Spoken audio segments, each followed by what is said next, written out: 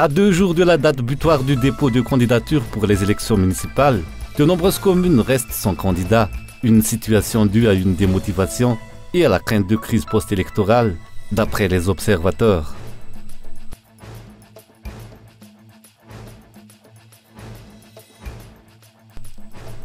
Le langage des signes doit figurer parmi les langues officielles utilisées à Madagascar. Sinon, les malentendants resteront des exclus de la société. Les éducateurs de l'ACAMA, le Centre d'éducation pour les malentendants, déploient actuellement des efforts pour valoriser le langage des signes.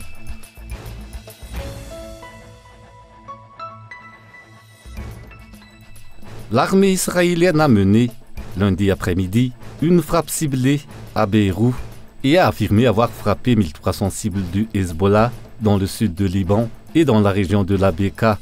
Ces bombardements intensifs israéliens ont fait au moins 356 morts, dont 24 enfants et plus de 1240 blessés, selon le ministère de la Santé.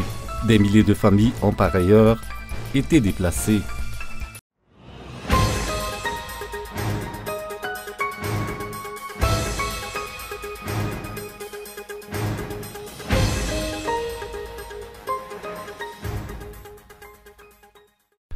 Plus que 48 heures, et les OVEC, organes de vérification et d'enregistrement des candidats, fermeront leurs portes. Si la date butoir approche, les candidats aux prochaines élections municipales ne se bousculent pourtant pas au portillon dans de nombreuses communes du pays. Le candidat de l'opposition se trouve en difficulté à Antananarivo à cause du certificat de régularité fiscale.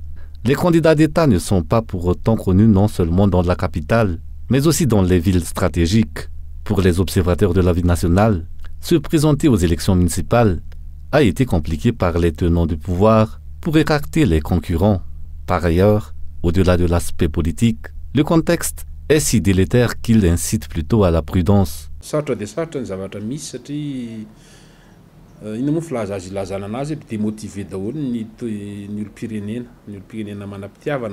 La situation est difficile.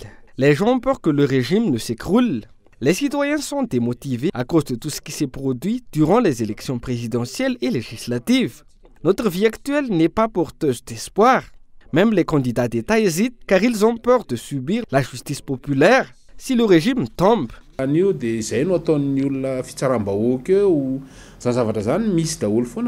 Les candidats dans les communes urbaines n'ont pas été les seuls à essuyer des difficultés dans la constitution de leur dossier. Même si finalement les certificats de nationalité ne figurent désormais plus dans les pièces à fournir, la transparence n'existe pas pour l'obtention du certificat de régularité fiscale.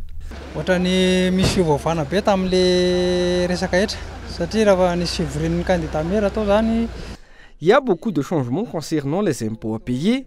Après la réunion des candidats maires, si un agriculteur devait payer 16 000 ariars, cela a ensuite été porté à 50 000 ariars sur 3 ans, puis 200 000 ariars car cela portait sur 4 ans. Ce sont les candidats maires qui doivent aussi payer pour les conseillers. Et chez nous, il y a 10 conseillers. Chaque candidat maire et conseiller doit payer 200 000 ariars alors que ce sont des gens qui vivent au jour le jour.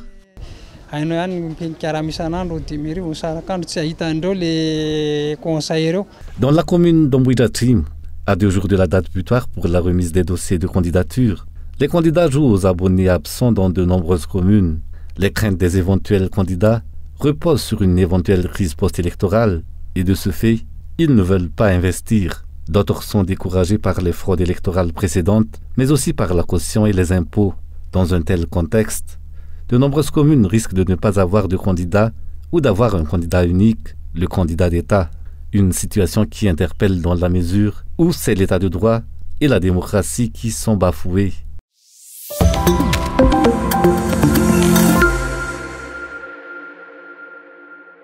Tous les candidats, quelle que soit leur couleur politique, doivent se trouver sur un pied d'égalité dans le traitement de leur dossier.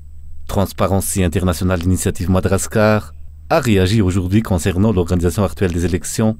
Privilégier un candidat n'est pas conforme à la loi et s'apparente à de la corruption.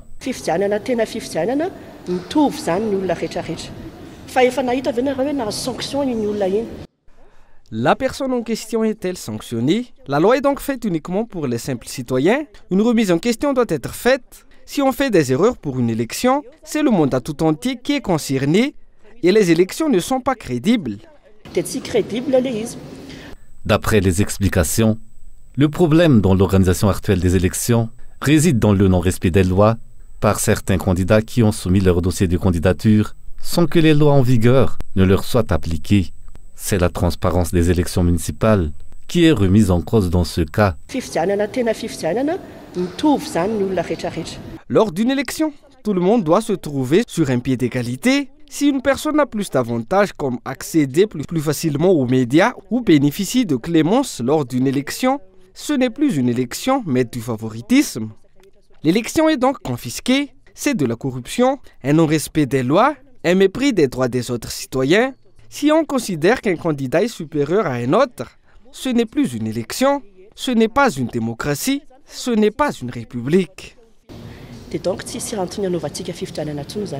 pas une démocratie, ce n'est pas une république.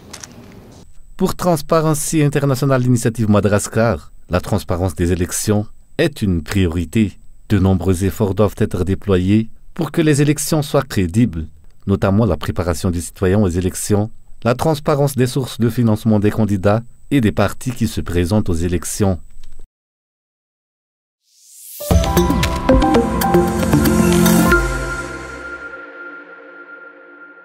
Le secteur des produits de rente, notamment de la vanille, du café et du girofle, est en chute libre. De la culture à l'exportation, le secteur est en difficulté depuis 10 ans, sous l'œil impassible des dirigeants. Cette absence de réaction va accentuer les difficultés de la population qui en vit et va mettre l'économie en péril. Car d'après les données officielles du ministère responsable, 22% des rentrées en devises du pays proviennent des produits de rente, mais ces recettes ne cessent de diminuer depuis 5 ans. Au cours du premier semestre 2023, les exportations de produits de rente ont diminué de 16% par rapport à la même période de l'année 2022. Ces exportations sont passées de 41 400 tonnes en 2022 à 34 400 tonnes en 2023 sur la période considérée. Au-delà des difficultés pour l'obtention de l'agrément de l'État, qui restreint de facto le nombre d'exportateurs officiels, c'est la production des produits de rente en elle-même qui bat de l'aile en raison de plusieurs facteurs.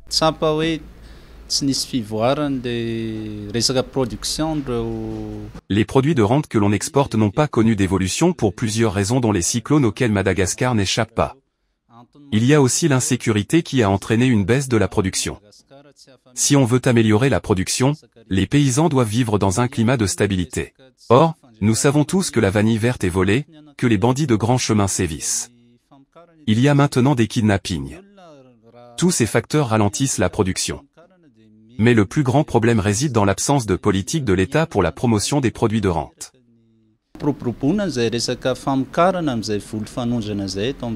La réhabilitation du secteur des produits de rente est possible si les dirigeants en ont la volonté. Ce défi peut être relevé à travers l'arrêt de l'aspect de monopole favorisé par l'État au profit des opérateurs économiques qui lui sont proches. Une situation dénoncée par les différents acteurs de la filière depuis plusieurs années, mais qui n'a pas donné de résultats palpables au vu du nombre d'agréments délivrés. Pour le secteur de la vanille en particulier, le nombre de détenteurs d'agréments n'a cessé de diminuer. 224 durant la campagne 2020-2021, il est passé de 88 en 2022-2023 pour aboutir à 57 pour la campagne vanillière 2023-2024. Par ailleurs, l'amélioration de la sécurité est primordiale pour permettre aux paysans producteurs d'évoluer dans un climat de sérénité et d'appliquer de nouvelles techniques culturelles.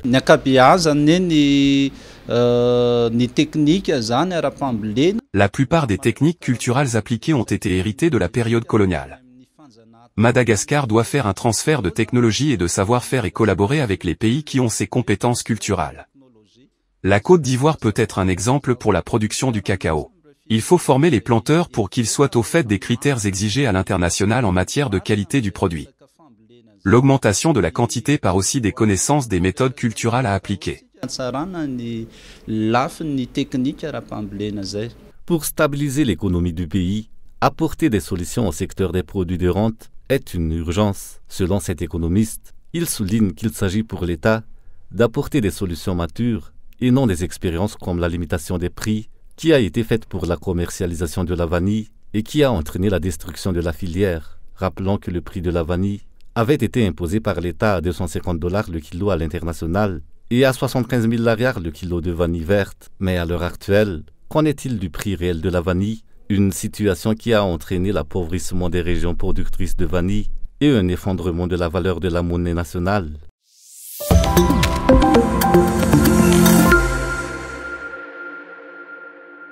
Le travail de casseur de pierre est courant à Madagascar. Être casseur de pierre n'est ni réservé à une tranche d'âge particulière, ni à un genre particulier. Aussi bien hommes que femmes exercent ce métier qui permet aux carrières de produire toutes sortes de pierres. Là, c'est du tout venant, là-bas, du gravillon, ici, des moellons. Tout dépend de la commande des utilisateurs. Le casseur de pierre peut tout faire, comme dans tout métier manuel. Au-delà des pierres produites par les grandes entreprises, les pierres que la population utilise dans son quotidien, pour les fondations des maisons, les murs de soutènement, les pavés, sont extraites manuellement à la force du poignet de l'ouvrier. Les casseurs de pierre ont un savoir-faire qui leur est propre, notamment dans la manipulation des outils dont ils disposent et qui doivent convenir à la dimension de la pierre. L'outil que l'on utilise dépend de la taille de la pierre à casser. Pour des pierres volumineuses, on utilise de gros outils, mais bon, tout est plutôt question de technique et non d'énergie.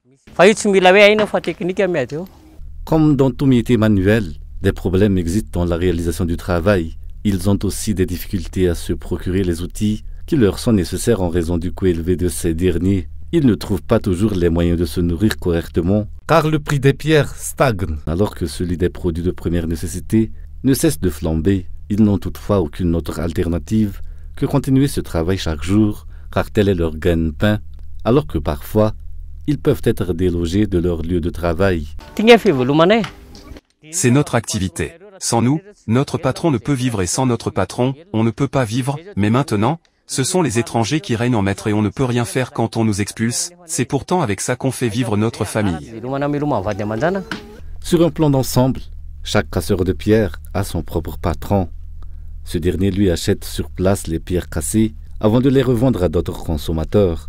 Mais il y a aussi les propriétaires de carrières qui emploient des casseurs de pierre rémunérés selon leur production. Certains autres casseurs de pierre travaillent à leur propre compte et sont fédérés en association.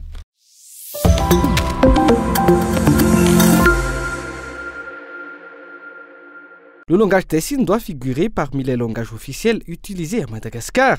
Les éducateurs de l'ACAMA, le centre d'éducation pour les malentendants, déploient actuellement des efforts dans cet objectif.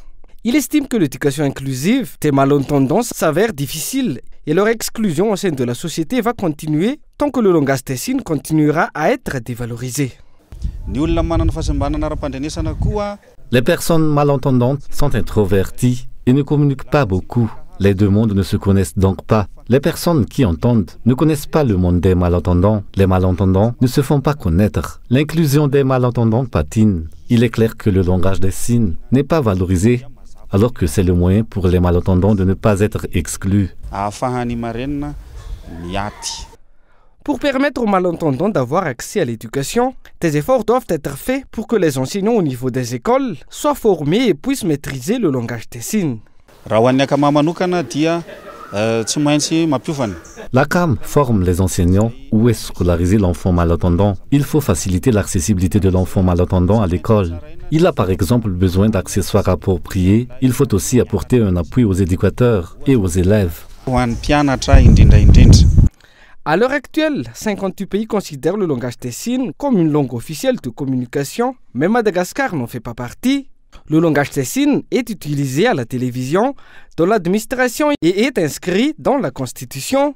Rappelons que le 23 septembre est dédié à la journée mondiale pour le langage des signes, tandis que le 24 septembre est consacré à la journée mondiale des malentendants.